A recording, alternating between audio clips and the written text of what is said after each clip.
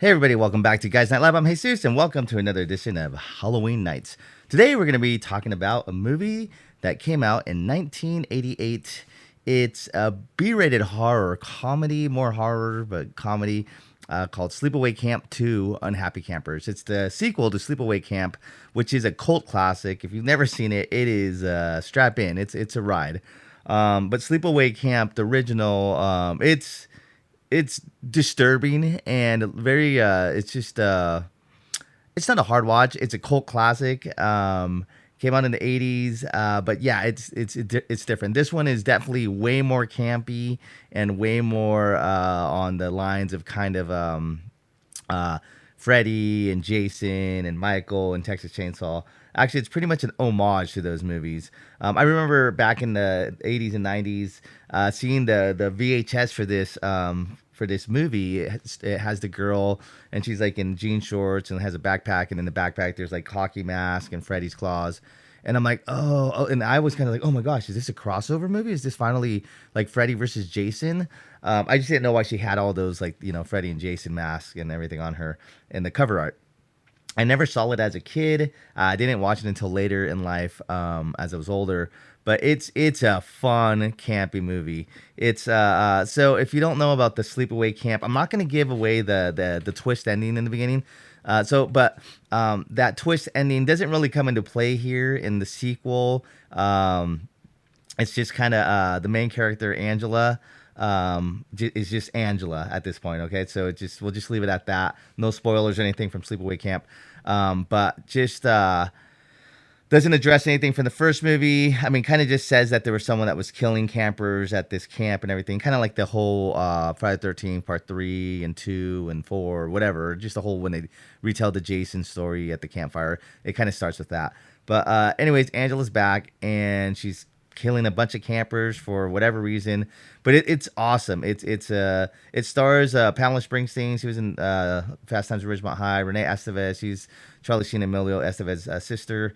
Susan Marie Snyder, Brian Patrick. You probably don't know a lot of these people. A lot of these people are kind of like B actors, or not maybe B actors, but mainly they're most of their acting like in the 80s. Not a lot of super popular movies.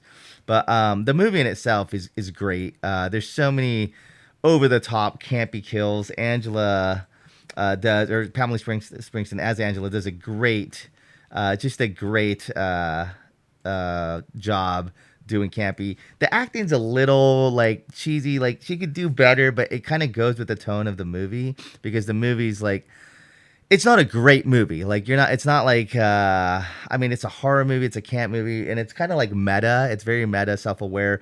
She kills people with like a hockey mask, with a chainsaw, with just a lot kind of like homages to the other serial killers at the time, the icons.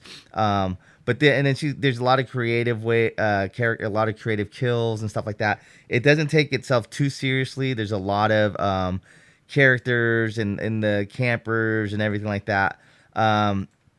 Just forewarned, this movie does have a lot of nudity and sexual situations. It kind of plays off that 80s vibe of kind of like the counselors going away and doing promiscuous things.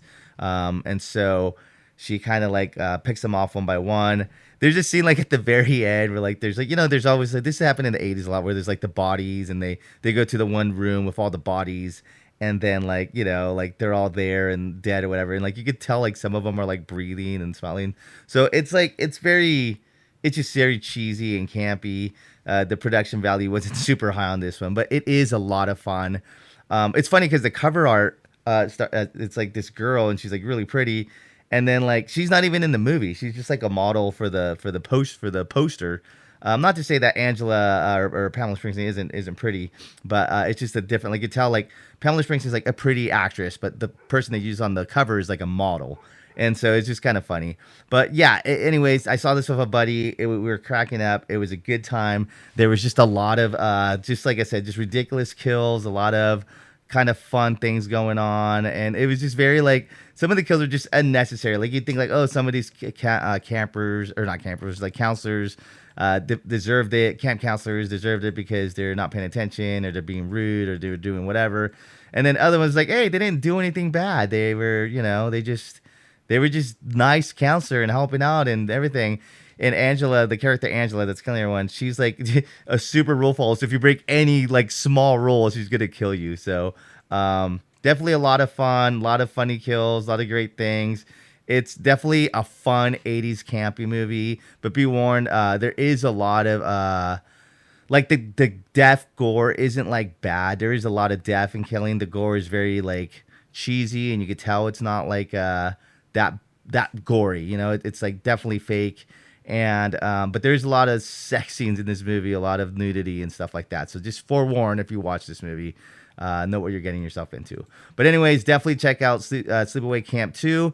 It's a tight 90, not even tight 90. It's only an hour and 20 minutes. So I mean, it's in and out. You're done.